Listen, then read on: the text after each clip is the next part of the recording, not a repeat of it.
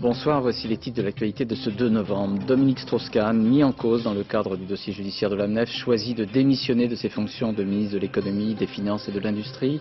Le Premier ministre espère qu'il reviendra vite, c'est ce qu'il a dit à l'Assemblée nationale. Nous évoquerons l'implication présumée de Dominique Strauss-Kahn dans une affaire de faux et d'usage de faux, le poids politique qu'il représentait au sein du gouvernement, les réactions de l'opposition et des milieux économiques étrangers, mais aussi les précédentes démissions des ministres.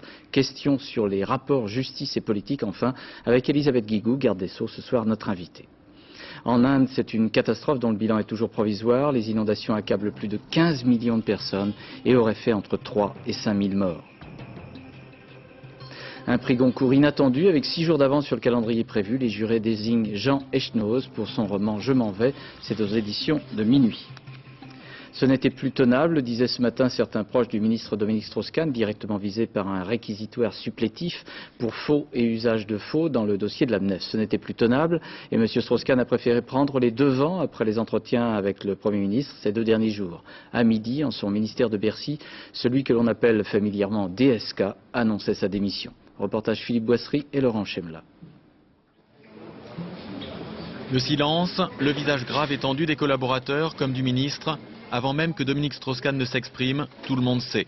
Sous le regard de sa femme, Anne Sinclair, le ministre annonce sa décision et entame sa première plaidoirie. Je remets ce matin ma démission au président de la République et au Premier ministre. Si je démissionne, je le dis avec force, ce n'est en aucune manière parce que je me sens coupable. J'ai accompli, lorsque j'étais avocat, le travail que je devais accomplir et qui a donné lieu à la seule rémunération que j'ai indiquée et que j'ai déclarée. J'ai pris cette décision parce que je considère que la morale et le sens des responsabilités l'imposent. J'ai publiquement défendu cette thèse depuis toujours. Pour moi, il n'est pas concevable qu'un ministre puisse continuer d'exercer sa mission alors qu'existe à son encontre un soupçon donnant lieu à une procédure judiciaire au risque de porter atteinte à tout le gouvernement. Comme citoyen, je souhaite maintenant pouvoir m'expliquer rapidement devant la justice, aussi bien sur la réalité de mon travail ou sur le montant de mes honoraires, que sur les irrégularités de forme qui ont pu être commises. Enfin, comme homme, en ce moment douloureux, je veux dire aussi à mon épouse, à ma famille, à mes amis, à quel point leur soutien m'est précieux. Je vous remercie. Sous les applaudissements, le ministre quitte la salle de conférence. En 2 minutes et demie, Dominique Strauss-Kahn vient de tourner la page de 2 ans et demi de fonction ministérielle à Bercy. La cohue est intense. Beaucoup de journalistes français, mais aussi beaucoup d'anglo-saxons. Le ministre savait se faire apprécier. Cela ne suffisait pas ce matin à le réconforter. Et 3 heures plus tard, à l'Assemblée nationale, c'était les habituelles questions d'actualité posées par les députés de droite ou de gauche. Questions sur le fonctionnement de la justice, questions sur la démission du ministre Dominique Strauss-Kahn, auquel Lionel Jospin rendait hommage en expliquant aussi ses préoccupations des dernières heures. Reportage avec les réactions des parlementaires recueillies par Jean-Baptiste Prédaly, Carole Comon, Bernard Connor et Valérie Lucas. Au banc du gouvernement, il n'y a plus Dominique Strauss-Kahn. Sa démission a déjà privé la droite de certains arguments, mais reste l'affaire de l'AMNEF, ses répercussions. Très vite, Lionel Jospin s'explique. De pouponnière de votre parti, je voudrais vous dire clairement quelle était mon approche. Elle reposait sur 3 préoccupations. Laisser la justice agir librement. M'inspirer du principe de respect de la présomption d'innocence. Ne pas tirer des conséquences automatiques d'une situation incertaine en fonction d'une pratique antérieure qui a vu des personnalités contraintes à démissionner n'être pas ensuite condamnées. Dominique Strauss-Kahn a choisi de prendre la décision que vous connaissez. Je lui exprime devant vous ma sympathie et mon amitié fidèle. J'espère qu'il reviendra vite parmi nous. Un hommage et une mise au point. Lionel Jospin n'interviendra plus. Elisabeth Guigou, elle, affrontera l'opposition à plusieurs reprises et dans le chahut. Et des assistants spécialisés venant le sujet, les mutations récentes de magistrats chargés d'affaires financières. Dans les couloirs envahis par les caméras, on guette bien sûr les réactions. À droite, elles sont dosées entre la demande d'explications sur le dossier Nef et la modération. Encourager la croissance, créer la confiance. L'opposition ne fera pas comme les socialistes font, de l'acharnement. Nous sommes dignes, nous voulons que la justice passe. Elle aurait dû passer depuis longtemps. L'important, c'est de savoir quel a été le rôle du groupe politique qui a soutenu M. Jospin et qui est aujourd'hui impliqué dans l'affaire de la MNEF. Et ça dépasse largement le problème de Dominique Strauss-Kahn. La gauche se fait plutôt discrète. Ceux qui veulent s'exprimer soulignent d'abord la présomption d'innocence qui s'applique à Dominique Strauss-Kahn. Il est mis en cause, il a le droit à la présomption d'innocence, il va se défendre. Mais il est là maintenant pris dans une sorte de contrainte qui broie et qui est profondément injuste. Il n'y a plus de présomption d'innocence pour un homme public, pour une personne qui est engagée dans la vie publique et qui est mise en examen alors que la loi le prévoit. Lionel Jospin, de son côté, a déjà regagné Matignon. Il ne fera pas d'autres commentaires. En fin d'après-midi, il a reçu Christian Sauter, le nouveau ministre de l'économie et des finances. L'affaire de la MNEF qui a provoqué cette démission de Dominique Strauss-Kahn a débuté judiciairement en septembre 1998. 12 personnes ont déjà été mises en examen dans ce dossier et l'ancien directeur général de la MNEF, Olivier Spytakis, est actuellement en prison. Les deux juges d'instruction chargés du dossier tentent de démêler un écheveau de financement abusif, d'emploi fictif ou encore de détournement de fonds publics. Le nom de Dominique Strauss-Kahn est apparu au départ de façon marginale pour son rôle de conseil de la Mutuelle nationale étudiante alors qu'il était avocat en 1997. Explication avec Olivier Caroff. Sans lui, il n'y aurait pas eu d'affaire Nef. Olivier Spytakis a dirigé la Mutuelle étudiante pendant 15 ans, en chef d'entreprise, en capitaliste, disait-il. Il n'avait oublié qu'un détail, la MNEF, c'est d'abord de l'argent public. À travers elle, 800 000 étudiants sont inscrits à la sécurité sociale. À chaque inscription, la MNEF reçoit 305 francs de l'État. Total, plus de 240 millions de francs qui rentrent chaque année dans les caisses de la mutuelle. Pour contrôler cet argent, il y avait une présidente élue par les étudiants. Elle aussi a dû quitter son siège au début de l'affaire. Son successeur s'est porté partie civile. Pour lui, il était impossible de deviner l'ampleur des dérives de la MNEF. Pour tout le monde, la MNEF, c'était la mutuelle des étudiants, avec laquelle le mouvement étudiant dans son ensemble entretient des rapports, entretenait, entretient et entretiendra encore des rapports. C'est sûr qu'il y avait une dérive commerciale et ça se voyait, ça par contre c'était dit, je l'avais déjà dit à plusieurs reprises, mais personne n'imaginait qu'il y avait autant de sociétés autour de la MNEF. Car derrière ces opérations, comme ici les espaces logements étudiants, ou encore les tickets restaurants pour les jeunes, se cachait une nébuleuse de 70 filiales. Un système opaque, d'abord dénoncé aux autorités par un simple particulier.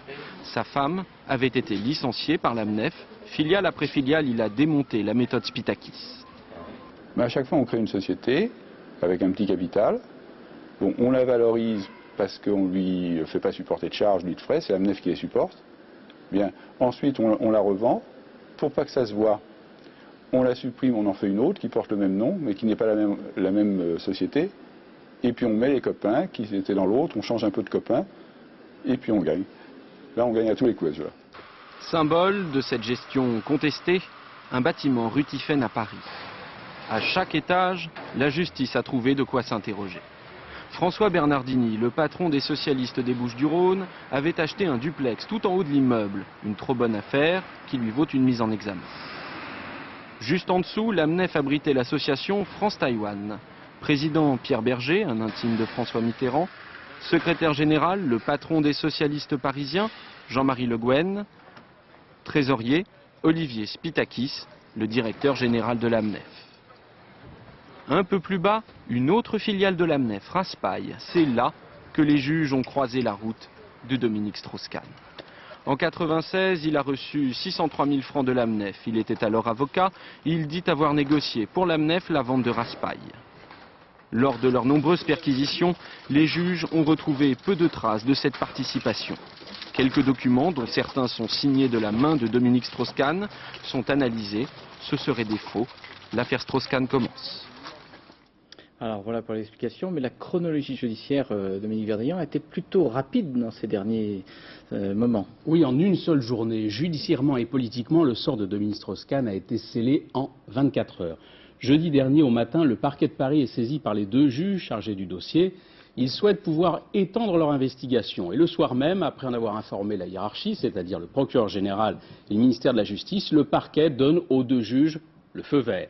Ce réquisitoire visant nommément Dominique Strauss-Kahn a été signé par le substitut qui suit le dossier et visé par le procureur adjoint Jean-Claude Marin, paraphe réalisé en plein accord avec le procureur de la République de Paris, Jean-Pierre Dintillac, en pleine connaissance de cause, nous disait-on cet après-midi au palais de justice. Autrement dit, les magistrats n'ignoraient pas que cette simple signature allait provoquer une démission et un mini-séisme gouvernemental. Alors ouvrir une procédure visant un ministre est assurément un acte d'indépendance. La justice aurait pu, comme en d'autres temps, traîner des pieds. Mais petit bémol, 5 jours plus tard, juges et politiques s'interrogent ainsi comment interpréter les récentes mutations visant des magistrats de la section financière du parquet, ceux-là même qui ont eu en main le dossier de la MNEF. Une fois n'est pas coutume, la justice a fait preuve de rapidité. Tout le monde souhaite, Dominique Strauss-Kahn le premier, qu'il en sera de même pour mettre au jour les responsabilités de chacun. Merci Dominique. Alors politiquement, le départ de Dominique Strauss-Kahn du gouvernement est tout sauf anecdotique. Sur le plan économique national comme international, le ministre pouvait afficher son optimisme et prétendre à de plus hautes fonctions. Il faisait aussi figure de prétendant à la mairie de Paris. Jean-Baptiste Prédailly fait le portrait de Dominique Strauss-Kahn.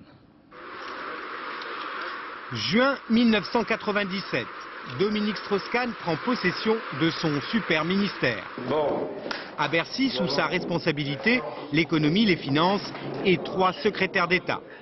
La consécration à 48 ans, elle récompense une fidélité à Lionel Jospin, la stature reconnue aussi de celui qui est devenu le monsieur économie du Parti socialiste. À Bercy, son rôle consistera d'abord à rassurer. Il va également mettre en œuvre le programme économique du PS qu'il a largement contribué à établir. Car de formation, Dominique Strauss-Kahn est universitaire. Après HEC, le professeur d'économie est aussi expert au Parti socialiste. S'il n'y a pas de système de retraite et qu'on met en place un système de retraite par répartition, on ponctionne immédiatement des cotisations sur la population active et immédiatement on peut le redistribuer aussi. Pour être élu, il lui faut attendre 1986. En Haute-Savoie d'abord, à Sarcelles ensuite. De la présidence de la commission des finances de l'Assemblée nationale, il passe ensuite au gouvernement en 91, ministre de l'Industrie d'Édith Cresson, puis de Pierre Bérégovoy. Battu en 93, Dominique Strauss-Kahn réapparaît en 95 comme porte-parole de Lionel Jospin pendant l'élection présidentielle. Dans la foulée, aux élections municipales, il s'empare de la mairie de Sarcelles. Avec la gauche au pouvoir en 97, Dominique Strauss-Kahn devient l'un des piliers du gouvernement Jospin. C'est lui qui est chargé d'expliquer la politique économique française à l'étranger et aux marchés internationaux. C'est encore lui qui assure le lancement de la monnaie unique européenne. Au sein du gouvernement, il s'oppose parfois durement à Martine Aubry. La réponse est extrêmement simple. Face à la droite qu'il apprécie plutôt, Dominique Strauss-Kahn régulièrement fait valoir de bons résultats, la croissance. Il joue aussi de la polémique. C'est en effet la gauche, mais avec les impôts qu'elle a choisis, à savoir la TVA, qui dans ce pays fera baisser les impôts dans les années 90 le plus fortement.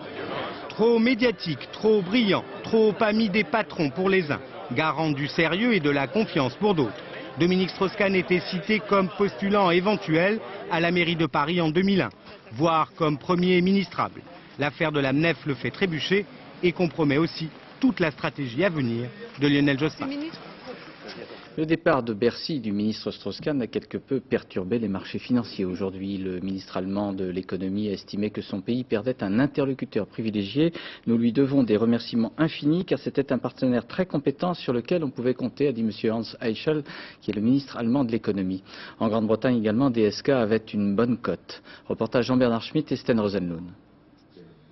Pour les Britanniques, l'entrée sur la scène internationale de Dominique Strauss-Kahn avait quelque peu changé l'image de la France. Le ministre français et ici Gordon Brown, son homologue anglais, s'entendaient mieux que leurs prédécesseurs. Mais c'est surtout les milieux d'affaires anglo-saxons que Dominique Strauss-Kahn rassurait. Il était perçu comme la voie du pragmatisme et la voie de la modération dans un gouvernement qui est toujours quelque peu soupçonné, notamment ici au Royaume-Uni ou aux États-Unis, de se rattacher à une idéologie de gauche, une idéologie socialiste. Une personnalité appréciée certes, mais aussi des choix politiques. Des choix souvent soutenus outre-Manche par les journalistes très libéraux du magazine The Economist. Pour eux, les privatisations ou le passage réussi à l'euro sont à mettre au crédit d'un homme, Dominique Strauss-Kahn. C'est un gouvernement qui est supposé être de gauche, mais qui a en fait suivi des politiques, osons dire, presque libérales. Et nous, on considère que c'est grâce à M. Strauss-Kahn que le gouvernement a pu faire ça. Et pour nous, c'est quelque chose qui est bien. Et c'est pour ça que nous sommes inquiets, peut-être que cet équilibre va être menacé. Pour les milieux d'affaires britanniques et plus largement anglo-saxons, Dominique Strauss-Kahn a joué un rôle clé dans le renouvellement de l'image économique de la France. Mais ici, bon nombre d'observateurs pensent qu'il faut plus qu'un changement d'homme pour changer une politique, du moins l'espère-t-il. Alors Gérard Leclerc, Dominique Strauss-Kahn a parlé de morale en annonçant cette émission, mais il a aussi fait cet acte pour protéger Lionel Jospin. Oui, mais on peut quand même dire que la machine Jospin ce soir est atteinte à trois niveaux. D'abord au plan gouvernemental où Dominique Strauss-Kahn occupait une position clé, celle d'un ministre brillant, talentueux ou à tout le moins habile, un Edgar Faure de gauche, disait Raymond Barre. Il symbolisait ainsi le retour de la croissance et de la confiance, il rassurait les marchés, ses homologues étrangers, les grands patrons, et puis il incarnait avec par exemple le succès des privatisations, l'aile, disons, moderniste, pour ne pas dire social-libérale, au sein des équilibres du gouvernement. Alors, dégâts dans l'opinion ? Écoutez, on sait que Lionel Jospin a fait de la moralisation de la vie politique l'un de ses chevaux de bataille. On se souvient du droit d'inventaire qu'il avait invoqué à propos de l'héritage mitterrandien. Et voilà qu'un de ses ministres, et sans doute demain d'autres fidèles, sont rattrapés par les affaires de la MNEF. Alors même si la démission, avant même la mise en examen, a permis de trancher dans le vif, même si on a la preuve que la justice n'est pas entravée, même si l'opposition n'est pas en mesure d'en rajouter, il n'empêche que c'est l'image de probité, de rigueur de l'équipe Jospin qui peut être atteinte. Et puis enfin, cette démission n'est peut-être pas sans conséquence sur l'avenir politique de Lionel Jospin. Dominique Strauss-Kahn n'est pas seulement un proche, un ami, c'est aussi avec ses compétences, avec ses réseaux, avec son image, une pièce maîtresse dans la stratégie présidentielle de Lionel Jospin pour ratisser plus large au-delà de l'électorat traditionnel de la gauche. Alors disons qu'en 2 ans, Lionel Jospin a jusque-là toujours surmonté les obstacles, les épreuves, mais que cette fois, la barre est placée nettement plus haut. Merci Gérard. Alors pour revenir sur ce thème de la morale, il faut à présent évoquer les cas précédents de démission de membres de gouvernement. Une sorte de jurisprudence, entre guillemets, dont les initiateurs seraient Pierre Bérégovoy et Édouard Balladur. Elle semble s'installer, cette jurisprudence. Les politiques craignent d'aggraver une mauvaise image publique, soupçonnés à tort ou à raison. Ils doivent quitter leurs fonctions. Rappel de situations antérieures à droite et à gauche avec Philippe Boissry. On l'appelle la jurisprudence Balladur, mais son inventeur est en fait Pierre Bérégovoy. Le Premier ministre de l'époque n'avait pas nommé depuis 2 mois Bernard Tapie au ministère de la Ville, que celui-ci devait se démettre en mai 92, 4 jours avant sa mise en examen dans une affaire financière, l'opposant à un député RPR. 6 mois plus tard, un arrangement à l'amiable puis un non-lieu permettait à Bernard Tapie de réintégrer le gouvernement. Ces autres démêlés judiciaires viendraient plus tard, en tout cas après la passation de pouvoir entre Pierre Bérégovoy et Édouard Balladur. Passation de pouvoir et passation de philosophie. La fameuse jurisprudence Balladur, qui veut qu'un ministre mis en examen démissionne, va s'appliquer par 3 fois. C'est un choix moral, parce que je suis cité dans une affaire. Abus de biens sociaux. Le 17 juillet 1994, le soupçon accule Alain Carignon à la démission. 8 jours après, il est mis en examen. La justice l'enverra en prison.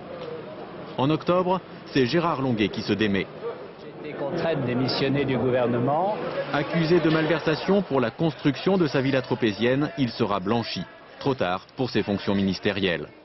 Trop tard aussi pour Michel Roussin, démissionnaire avant sa mise en examen dans le dossier des HLM de Paris. Le non-lieu arrivera pour ce baladurien alors que l'histoire a envoyé Jacques Chirac à l'Élysée. Un Jacques Chirac qui critiquait la jurisprudence baladure avant de demander à son Premier ministre de l'appliquer si nécessaire. Durant ces 2 années à Matignon, un seul dossier posera problème, celui de l'appartement de la ville de Paris occupé par Alain Juppé lui-même. Dans cette affaire, la justice estimera que l'importance du délit ne valait pas la chute du gouvernement. Les magistrats ont intégré la jurisprudence baladure. En est-il de même de Lionel Jospin? Le Premier ministre ne l'a jamais dit. Pourtant, 2 de ses ministres ont déjà été mis en examen. Élisabeth Guigou et Ségolène Royal pour simple diffamation, des faits mineurs. Avec la mise en cause de Dominique Strauss-Kahn dans le dossier de l'AMNEF, c'est une toute autre histoire. Elisabeth Guigou, bonsoir. Bonsoir. Alors, est-ce que vous pensez qu'il faut désormais appliquer cette jurisprudence, que tout ministre ou élu, un maire par exemple, qui est mis en examen ou soupçonné, seulement soupçonné, doit démissionner? Non, je ne crois pas qu'on doive avoir une attitude systématique.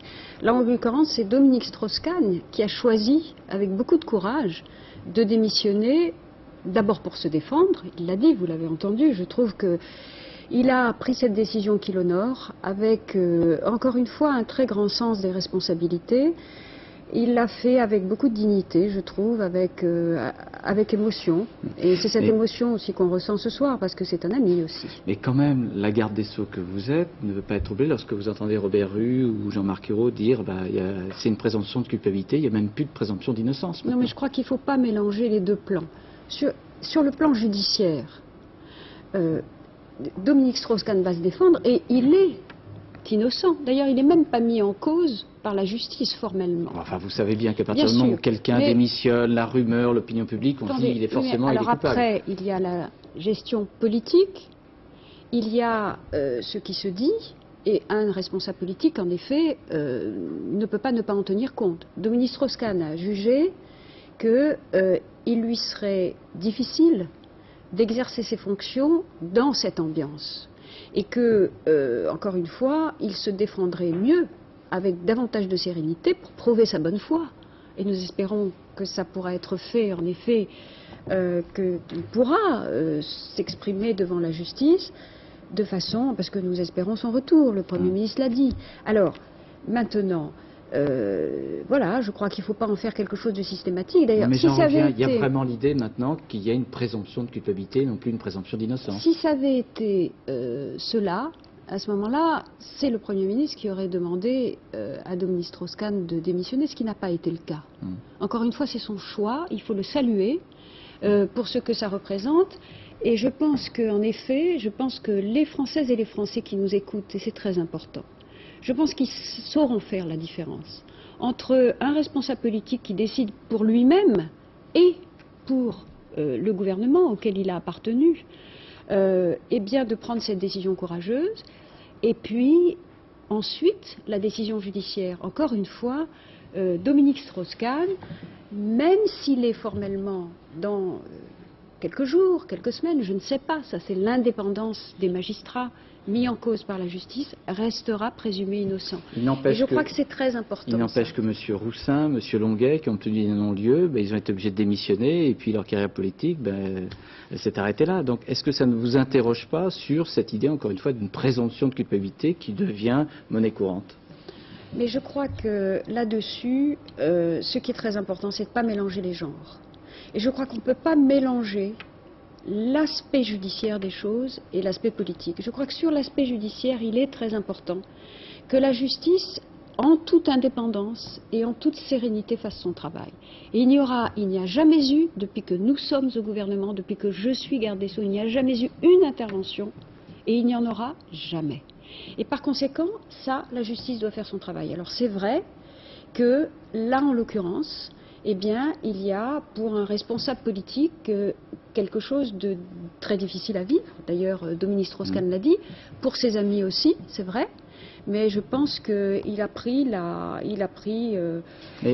bonne décision. Mais politiquement, Madame Guigou, est-ce que l'on peut, lorsqu'on a les responsabilités d'un État, est-ce qu'on peut accepter qu'une institution, en l'occurrence la justice, soit sans contrôle?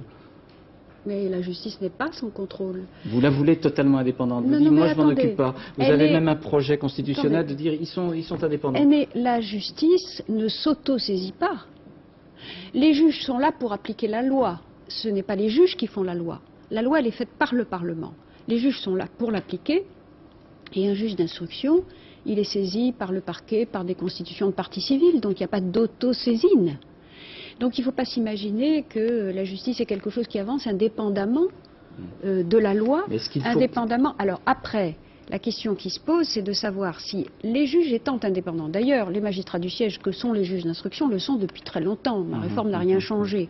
Sauf qu'avant, il y avait des instructions sur le parquet, c'est-à-dire sur les procureurs, qui eux-mêmes faisaient pression sur les juges d'instruction.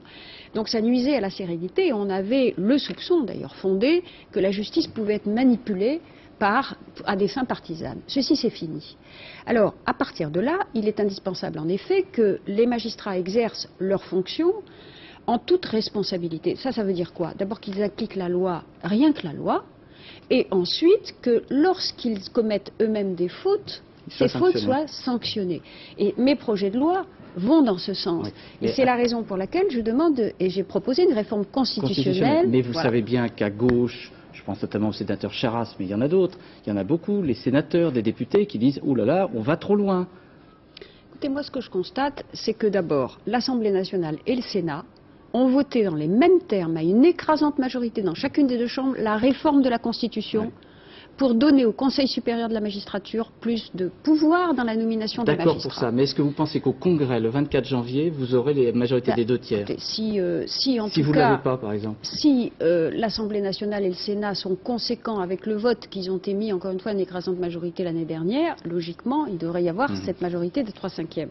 Alors, les interrogations portent sur est-ce que véritablement, ayant cette indépendance, il y a suffisamment de responsabilités majeures. Je dis oui, et je dis que tous mes projets, que ce soit le projet de loi chancellerie parquet, que ce soit le projet de loi sur la présomption d'innocence, que ce soit le futur projet de loi sur le statut des magistrats, renforcent cette responsabilité. Quand, par exemple, je dis on crée un juge de la détention provisoire pour qu'il y ait un deuxième regard sur la détention provisoire, c'est une mise en responsabilité parce que c'est un contre-pouvoir. Quand je dis il faudra motiver les décisions de classement sans suite pour les procureurs et il pourra y avoir un recours si les gens n'acceptent pas ces motivations, c'est une mise en responsabilité. Quand je vais dire après la réforme constitutionnelle, dans le projet de loi sur le statut des magistrats, qu'un chef de juridiction, un président de tribunal ou un procureur ne pourra pas rester plus de 5 ans dans un même poste, parce que la mobilité est une très bonne chose. C'est la condition de l'indépendance vis-à-vis de toutes sortes d'influences. Ça va dans le sens de la responsabilité. Alors moi, ce qui m'intéresse, si vous voulez, c'est pas les grands machins généraux, les amalgames. Il y aura un grand machin le 24 janvier avec le Congrès quand même. Mais ça, c'est très important. C'est une réforme concrète. Alors, Madame Guigou, on en reparlera justement en janvier. Juste une dernière question. Vous êtes militante socialiste.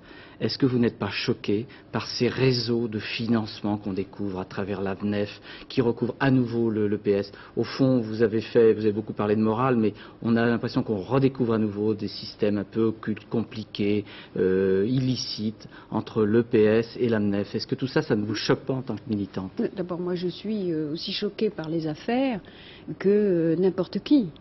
Mais en même temps, dans la MNEF, ça n'est pas une question de financement de partis politiques. Vous avez des individus... Vous êtes sûr de ça? Ah oui. Enfin, en tout cas, il n'y a rien aujourd'hui dans le dossier... Il y a deux dossiers judiciaires, faut être précis dans ces cas-là. Il y en a un qui porte, si vous voulez, sur la diversification externe de la MNEF, la création de ces multiples sociétés, une activité commerciale qui n'avait pas grand-chose à voir avec l'objet de la mutualité étudiante. Et puis il y en a un autre qui porte sur, au plan interne, comment on traitait certaines personnes, est-ce que les activités étaient fictives ou pas. Ça concerne quelques individus, en effet, dont certains sont mis en examen. Bon, mais c'est pas une question de... Il n'y a pas aujourd'hui... de financement de partis politiques. C'est quelque chose, voilà. Je crois qu'il faut être précis, parce que pour ne pas donner justement le sentiment que tout ça, il faut être précis dans les affaires judiciaires. Et moi, je vous dis ce qu'il y a aujourd'hui dans les investigations des magistrats. Merci Elisabeth Guigou. Et puis donc pour remplacer Dominique Strauss-Kahn, que l'on qualifiait volontiers de flamboyant et de grand communicateur, le Premier ministre a choisi Christian Sauter, qui est un économiste beaucoup plus discret et qui est l'actuel secrétaire d'État au budget. Après les questions d'actualité à l'Assemblée nationale, les députés ont procédé au vote en première lecture du projet de loi de financement de la sécurité sociale. Le projet a été adopté, mais les communistes se sont abstenus. 3 d'entre eux ont même voté contre, insatisfaits en ce qui concerne les allocations familiales et vieillesse. Et puis le mouvement des entreprises de France, le MEDEF, a accordé une sorte de sursis au gouvernement en annonçant qu'il cesserait toute participation à la sécurité sociale au 1er janvier de l'an 2000 si une fonction directe, une ponction directe ou indirecte est effectuée sur cet organisme pour participer au financement de la loi sur les 35 heures. Pendant ce temps-là, à Bruxelles, le ministre de l'Agriculture Jean Glavany et son homologue anglais Nick Brown entamaient une discussion pour trouver enfin une issue à l'amiable à l'embargo de la France sur le bœuf britannique. La France est contrainte de revoir sa position compte tenu du feu vert donné par des experts européens au bœuf de Grande-Bretagne. Reportage à Bruxelles d'Émilie Lançon et Yann Moine. Le pas est décidé, l'air triomphant. Le ministre de l'Agriculture britannique se sait en position de force. Les experts du comité scientifique européen sont de son côté. Jean Glavany, lui, n'en paraît pas moins décontracté lors de son arrivée à la Commission européenne. Décontracté et sûr de son bon droit. Pas facile donc pour David Byrne, le commissaire européen à la protection des consommateurs, de jouer les médiateurs. Après plus de 2 heures de discussion, aucun accord ne semble avoir été trouvé. En fait, la France semblerait être prête à se rendre à l'avis de la Commission européenne. Si elle traîne tant des pieds, c'est pour obtenir des Anglais un certain nombre de garanties supplémentaires. Par exemple, un étiquetage clair attestant de l'origine britannique de la viande. On sait aussi que la France aimerait que les fermiers anglais procèdent à un abattage systématique des troupeaux lorsqu'un cas de vache folle est décelé. C'est ce qui se passe en France. Toutes ces questions devraient être tranchées d'ici quelques jours. La Commission ne va pas poursuivre la France en justice dès demain si celle-ci refuse de lever l'embargo sur la viande de bœuf britannique. L'objectif à Bruxelles est avant tout d'éviter une nouvelle crise autour de la vache folle. Émilie Lançon vient juste de nous appeler pour nous dire qu'il y avait 5 points qui seraient approfondis entre experts britanniques et français à partir de vendredi prochain. Traçabilité, tests de détection, produits dérivés, contrôle étiquetage.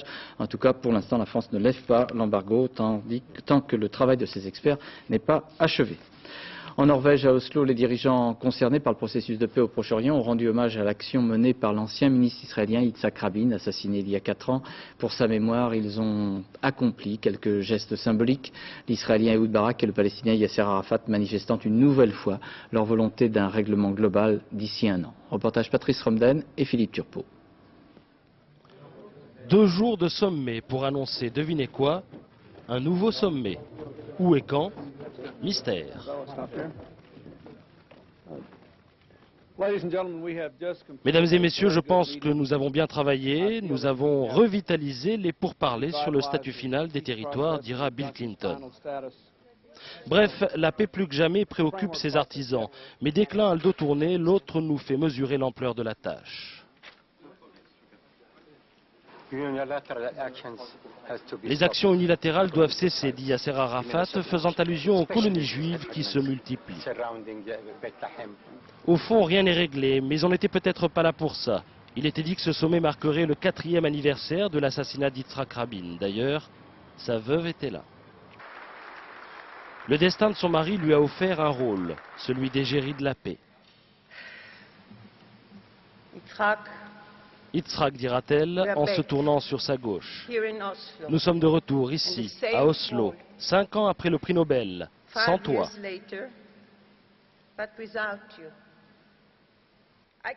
Et elle poursuit, comme pour bien se faire comprendre du premier rang.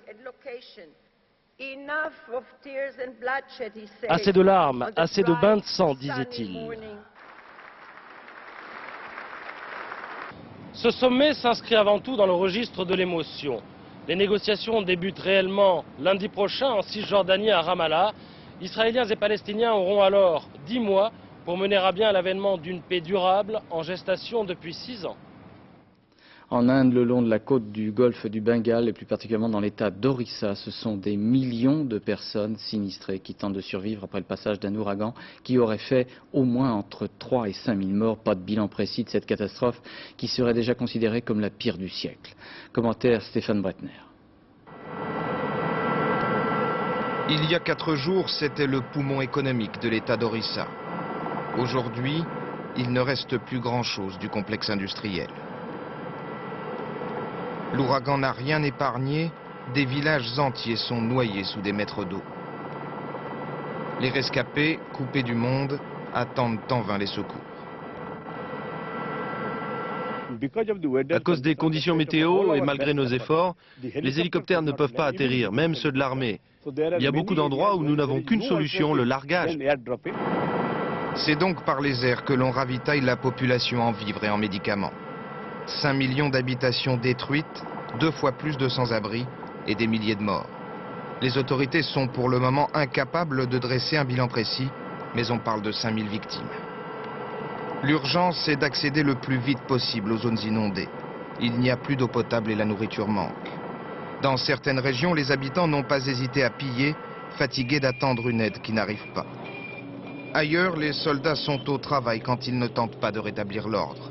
Le ministre indien de la Défense parle de chaos complet, alors que pointent les menaces d'épidémie. Aux États-Unis, sur la côte est de l'État du Massachusetts, non loin de Nantucket, les enquêteurs ont tenté de récupérer au fond de l'Atlantique les éléments épars du Boeing 767 de la compagnie Egyptair qui s'est abîmé en mer avec 217 passagers. Un signal, celui d'une des boîtes noires de l'avion, aurait été capté. Reportage de notre envoyé spécial Étienne Lénart avec Aaron Diamond. Militaires et gardes-côtes américains concentrent désormais leurs recherches sur les 2 boîtes noires du Boeing d'Egyptair. Depuis hier soir, ils ont semble-t-il localisé le signal de l'un des 2 enregistreurs de vol, un signal émis 1 fois par seconde pendant 30 jours après le crash. Mais à cet endroit, les boîtes noires gisent vraisemblablement par 80 mètres de profondeur et il faudra attendre l'arrivée sur zone des navires de la marine équipés de sonars ultra sophistiqués. Au sol, plusieurs centaines d'hommes du FBI continuent d'enquêter. Aucune trace d'explosifs pour l'instant sur les premiers débris et les premiers effets personnels rassemblés sur cette base de Quonset Point où les enquêteurs, pendant de longs mois désormais, vont tenter de comprendre. Cette base est l'endroit idéal pour nous car elle dispose d'un aéroport mais aussi de couloirs d'accès suffisamment profonds pour les bateaux de recherche. Pendant ce temps-là, sur l'aéroport de la ville voisine de Providence, les autorités assurent l'accueil des familles des victimes. Après les proches des passagers américains, ce sont les familles égyptiennes arrivées ce matin à New York puis ici dans l'état de Rhode Island qui sont prises en charge par les autorités. Des familles qui ont voulu s'approcher des lieux du drame comme pour mieux comprendre ce qui a pu se passer et sont entourées de plusieurs dizaines de spécialistes du soutien psychologique ainsi que de médecins, de prêtres et d'imams. Il y a 3 ans, les autorités américaines avaient essuyé de très nombreuses critiques de la part des familles des victimes du Boeing de la TWA qui se plaignaient du manque d'informations. Il semble que les leçons en ont été tirées et cette fois-ci, les autorités se sont engagées à informer au moins 2 fois par jour les familles des victimes du Boeing d'Egyptair. La compagnie générale des matières nucléaires, la COGEMA, désormais présidée par Anne Lauvergeon, semble vouloir changer de politique de communication. Les inquiétudes ont été telles que nous ne pouvons pas les ignorer, estime la présidente de la COGEMA, qui veut maintenant faire savoir qu'elle n'a rien à cacher et qu'elle entend le prouver. Reportage à La Hague dans la Manche de Louis Carzou et Nadine Picard. Lorsque la COGEMA décide de pousser en pleine lumière son usine la plus symbolique, le site de La Hague, cela ressemble fort à une mobilisation générale sur le front de la communication. L'entreprise spécialiste du retraitement des déchets nucléaires a investi pas moins de 21 millions de francs dans une campagne de publicité et la création d'un site internet. Autour d'un leitmotiv et d'un seul, nous n'avons rien à vous cacher. Ça n'est pas une campagne de publicité, j'y tiens énormément, nous ne vendons rien. C'est une campagne de communication. Nous adressons un message à la population en leur disant vous vous posez des questions, eh bien nous allons y répondre parce que nous n'avons rien à vous cacher. Clé de voûte supposée indiscutable de cette nouvelle politique de transparence, une dizaine de caméras comme celle-ci, reliées à Internet, ont été installées dans l'usine de La Hague. Ainsi chacun peut désormais observer depuis son ordinateur les étapes du processus de retraitement, mais uniquement en plan fixe et large afin de respecter l'anonymat des travailleurs et des éventuels visiteurs. Placer une caméra ici permet de montrer en quoi La Hague contribue à la gestion des déchets et de donner des explications au public sur ce sujet via le site internet. Et à l'heure où le rapport d'une parlementaire critique sévèrement la politique de gestion des déchets, cette volonté affichée de rompre avec la culture du secret tombe à pic. Mais il en faudra certainement plus pour convaincre les opposants au site de La Hague. On n'arrête pas de nous dire on va faire la transparence, et maintenant on nous dit on va la faire maintenant. Ah bon? Ça voudrait dire qu'on admet qu'on ne l'avait jamais fait avant? Alors donnons-nous rendez-vous dans quelques mois, dans quelques années, on va voir. Avec le départ d'un nouveau convoi pour le Japon et le début d'une enquête publique sur l'usine de La Hague, la COJEMA ne manquera pas dans les semaines à venir d'occasions pour prouver et même éprouver cette volonté de transparence. Question de prix, la littérature peut aussi avoir ses subtilités. Le Goncourt était annoncé pour lundi, mais oh surprise, ce fut en début d'après-midi que l'on apprenait que ce prix prestigieux avait été décerné en catimini, sans déjeuner officiel ni bousculade médiatique, à Jean Echnoz pour son roman publié aux éditions de Minuit et intitulé « Je m'en vais ». L'écrivain n'est pas en cause, mais la méthode des jurys Goncourt qui voulaient prendre de vitesse les autres jurys fait un peu sourire. Compte rendu Geneviève Moll et Laurent Chemla. Ça s'est passé autour de cette table chez Drouin. Les 10 membres de l'Académie Goncourt se réunissaient aujourd'hui pour choisir dans la liste présélectionnée les 4 ouvrages dont serait issu celui du lauréat. Et lundi prochain, à 13 h, ils devaient le désigner à la presse. À 14 h 39, une dépêche de l'agence France Presse crée du rififi dans le landerneau littéraire. Le prix Goncourt 99 est attribué à Jean Echnoz pour Je m'en vais aux éditions de Minuit. Pourquoi ce coup de théâtre, un Goncourt avant l'heure? Les choses étaient si claires, le choix tellement évident, qu'on s'est dit mais pourquoi attendre? En fait, depuis plusieurs années, les Goncourt se plaignaient de se voir voler leurs favoris par les dames du féminin. Ils ont pris les devants. Il faut faire ce qu'on a envie de faire. Et puis voilà, y aura-t-il de la casse? On ne sait pas. Pourquoi? Quelle casse? Il y a un bon livre, il est couronné, c'est ça l'essentiel. Au fond, c'est vrai, les querelles du jury n'ont pas grande importance. Dans cette rentrée littéraire pléthorique, le roman de Jean Echnoz se détachait déjà. Il raconte une rupture dans un couple et un voyage du personnage principal à la recherche d'un bateau pris dans les glaces du Grand Nord. À vrai dire, je voulais que le personnage principal du livre fasse une expédition dans ces régions polaires arctiques. Et je savais pas très bien, je savais qu'il devait y aller, je savais à peu près comment ça se passerait, mais au départ, je savais pas très bien ce qu'il allait chercher. Et Jean Echnoz figurera dorénavant dans cette galerie des Goncourt, chez Drouin. Du sport, du tennis avec la deuxième journée de l'Open Paris-Bercy. Sébastien Grosjean et Arnaud Clément étaient éliminés et Fabrice Santoro joue actuellement face à l'équatorien Nicolas Lapenti qui mène, celui-ci mène 4-3 dans le premier set face à Santoro. Voilà pour le tennis de Paris-Bercy qui continue. Et puis en football, qualification de Monaco pour les 16e de finale de la Coupe de l'UEFA. 2-0, les Monégasques ont battu le club polonais de Lodz, but de Lamouchi et Trezeguet. Et puis du rugby, pour la finale de la Coupe du Monde, l'équipe de France pourrait être privée de son pilier Franck Tournaire. Il doit comparaître devant la commission de discipline pour avoir, écoutez bien, mordu une oreille du néo-zélandais Randall.